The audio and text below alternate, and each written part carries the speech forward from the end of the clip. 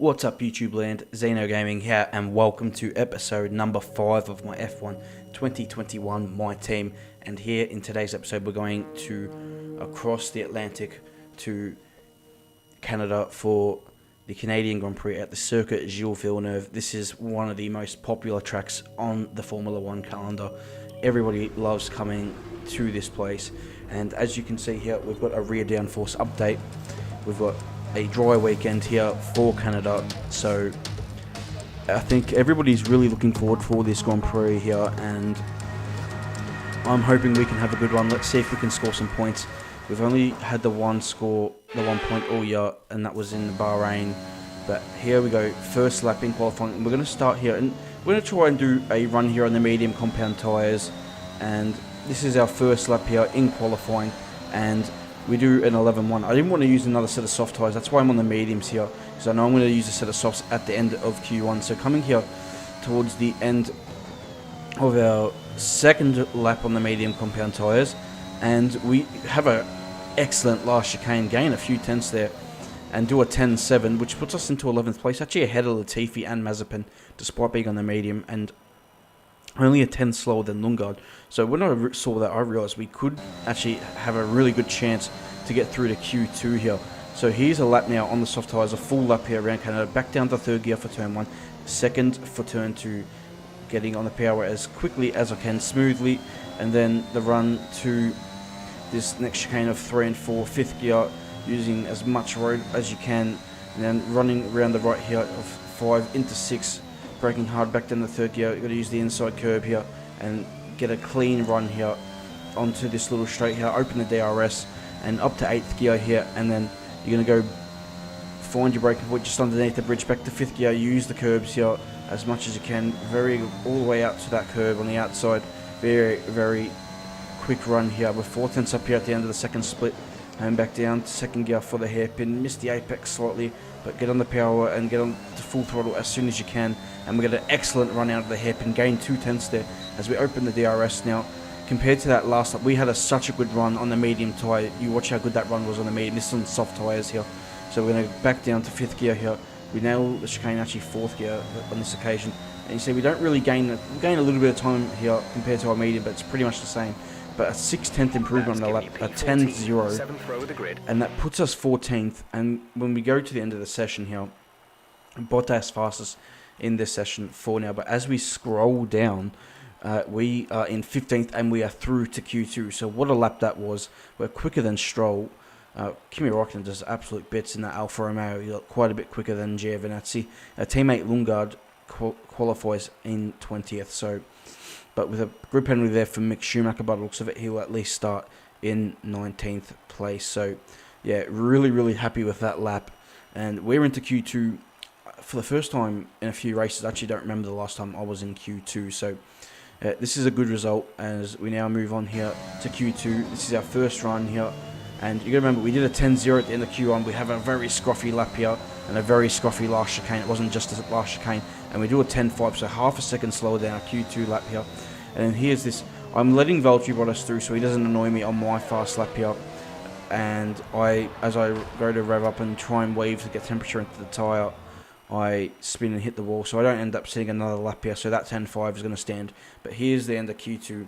Verstappen fast, but you see Verstappen, Bottas, Sainz, Leclerc all on softs, same as Gasly and Tsunoda, but then Hamilton, Ricciardo, Perez and Norris all qualify in the 10 on medium, so very split strategy here, even within teams. So, but here is the grid. We qualify in 16th behind Räikkönen. I think we could have been ahead of him and maybe even Vettel or Stroll with a clean lap, but it is what it is, and good starting position, 16th at least. Let's see what we can do from there if we can score points. I'll give it over to Crofty now for the race rundown or preview. Bonjour! It's time once again to go racing here in Montreal, the second largest French-speaking city in the world, and home since 1978 to the Canadian Grand Prix. We'll be seeing top speeds of around 210 miles an hour here at the Circuit Gilles Villeneuve, with around 2/3 of the lap taken at full throttle. High-speed chicanes spell potential danger, especially at the infamous Wall of Champions. And watch out for overtaking into the hairpin and the final chicane.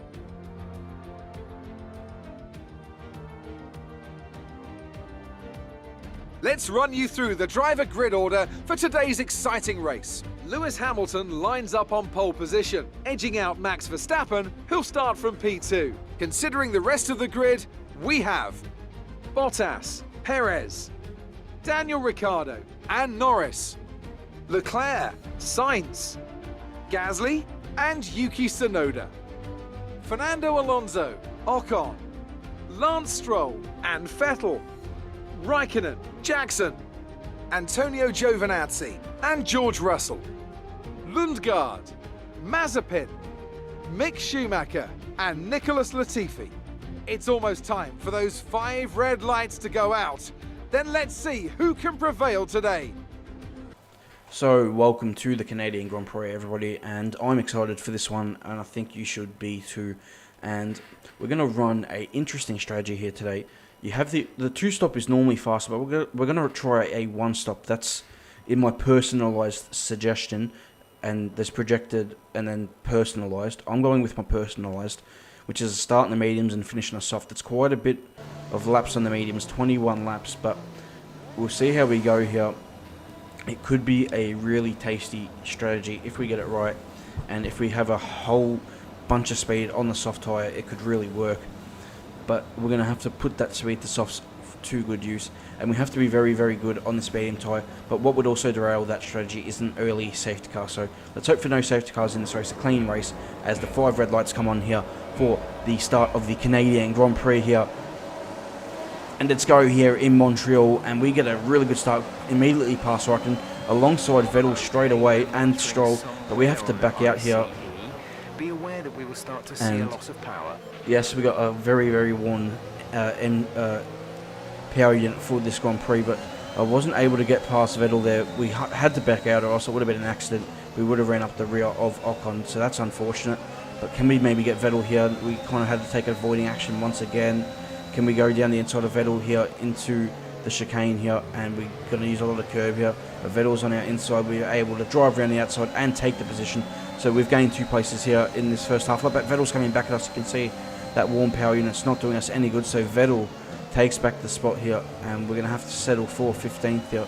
And we don't get a great run out of the chicane. So now we're going to have to defend from Raikkonen. We're having to use our power ERS here. As we come into the hairpin, we're able to go alongside Sebastian Vettel quite easily actually, and retake the position. There's a yellow flag, not sure what that's for, but we're able to overtake Sebastian once again and move back into 14th place, as we now will be chasing Esteban Ocon here on this opening lap. We've gained 2 positions at the end. We're going to have to a little bit of defense from Vettel into the last chicane, but we managed to hold on. So decent opening lap. We've gained 2 spots.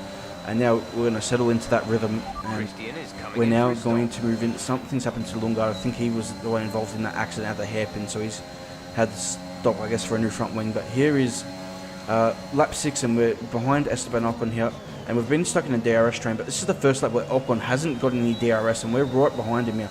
He hasn't got DRS, so we're using our energy, and we're getting a great run with the slipstream and DRS and overtake. And we go for the move into turn 1, and fair play from Ocon. He doesn't turn across us like the AI sometimes does. It was a nice dive there, and we get the job done here. Coming into turn 3, we're clear, and we take 13th position. So that was a really, really nice move there. And now we're going to move on here to lap 8.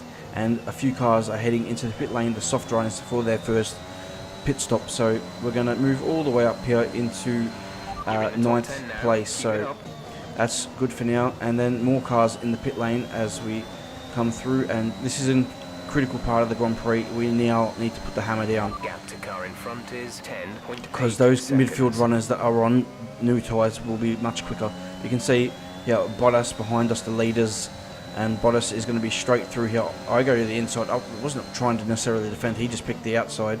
And a little lock up there for Bottas, but he gets through. And you can see how much more speed that Verstappen and Bottas have through the cornering, and just car performance in general. As they are, he's easily able to overtake me before the hairpin, and there's not much I can do about it. So we let them go. There's more cars in the pits this time. Norris, Perez and Hamilton. You can see where Hamilton is, and the undercut that the front 2 have got from starting on the soft tyre compared to the medium. But now let's see if Hamilton can come back at them in this Grand Prix, as he now overtakes us here. He's got the move done, but I don't know what he does there. He kind of lets us back through kind of the same thing happened at the last race in Baku at turn 1, but he's going to easily re-overtake us. That really just cost us both time, which is really annoying. But now we've got Leclerc behind us on a fresh set of mediums, and there's not much I can do about this here, and I'm just letting these guys go. This is not our race today.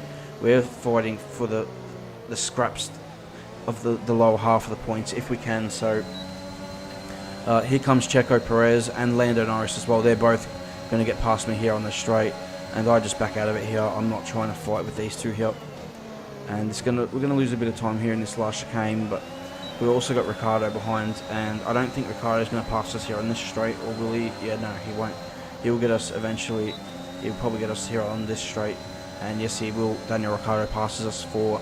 So we now drop back to 8th place, and so we're just dropping back here. It's lap 15. We're trying to get to stretch these highs to lap 21, and now we've got Carlos Sainz behind us, and Sainz is going to easily pass us for 8th place. And now we've got Gasly behind us, and here comes Pierre Gasly. So this is just a bit of a montage of me getting overtaken. A bit of contact here with Gasly actually, and he overtakes us, and we now slide into 10th place. We've got Tsunoda 2.2 seconds behind us now.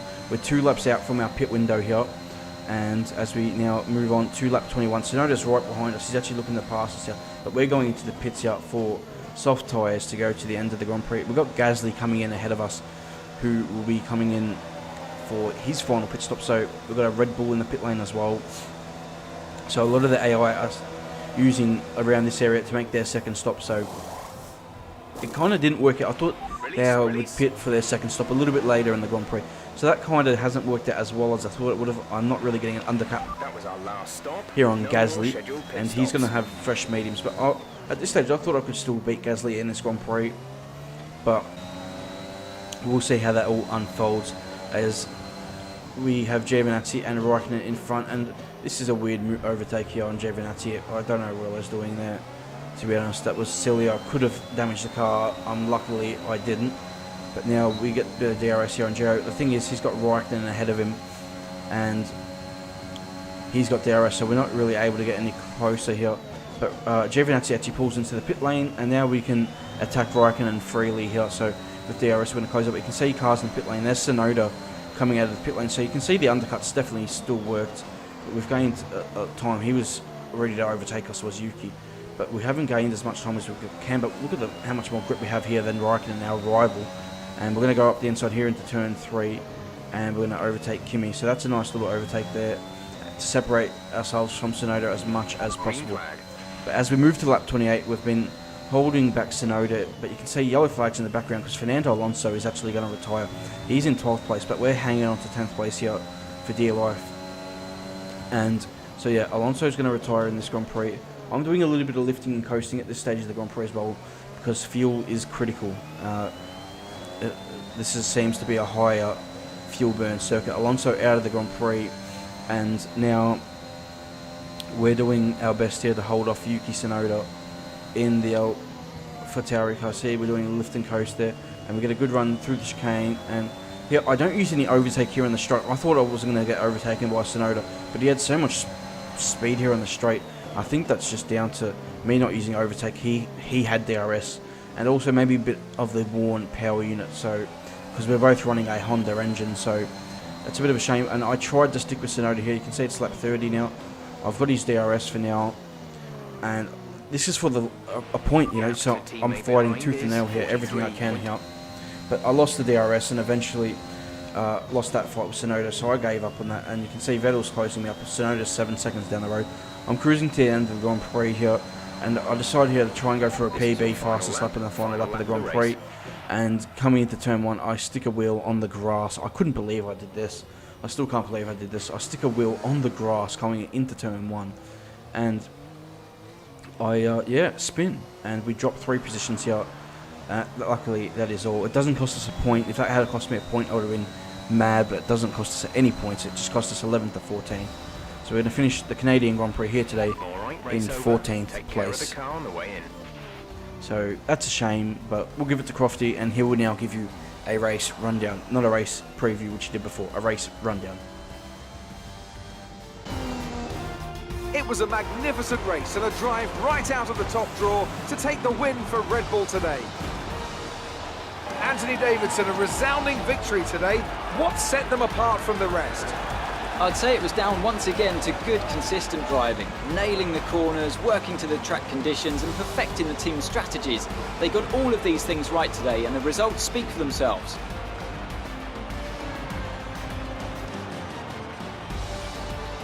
Here come today's winners. The team at Red Bull have done a phenomenal job recently. It's clear to see that they've put in the work and they should be proud of the victory they secured here.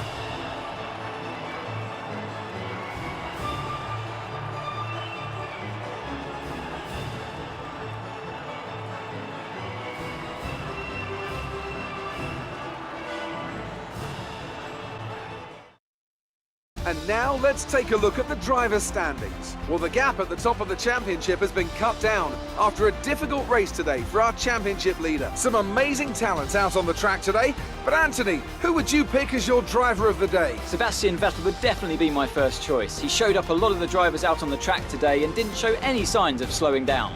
It's time to check out the constructors' standings. The lead at the top comes down after a strong weekend from the challenging pack. Meanwhile, good work from Aston Martin this weekend, who pushed themselves further up the order.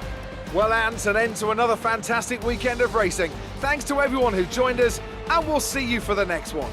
So that is your Canadian Grand Prix, everybody, and unfortunately it's no points again today. We used the one-stop strategy. I think it worked out pretty much equal to the second stop. You got to think we were ahead of Ocon, ahead of Vettel, but behind Stroll and Tsunoda.